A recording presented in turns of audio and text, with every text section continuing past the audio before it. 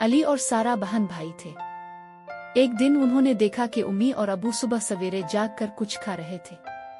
علی نے حیران ہو کر پوچھا، امی اب اتنی صبح کیوں کھا رہی ہے؟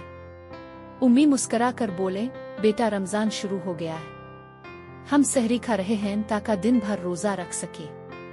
سارا نے پوچھا، روزہ کیا ہوتا ہے؟ ابو نے پیار سے سمجھایا، روزہ رکھنے کا مطلب ہے کہ ہم صبح سے شام تک کھانے پینے سے پرہیز کرتے ہیں اور اچھے کام کرتے ہیں۔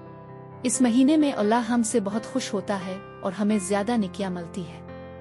علی اور سارا بہت خوش ہوئے اور سوچا کہ وہ بھی روزے کی کوشش کریں گے۔ دن میں انہوں نے غریبوں کو کھانا دیا، نماز پڑھی اور کسی سے لڑائی نہیں کی۔ شام کو جب اذان ہوئی تو امی نے کہا، اب ہم روزہ کھول سکتے ہیں۔ علی نے کھجور کھائی اور پانی پیا اور اس کا دل خوشی سے بھر گیا۔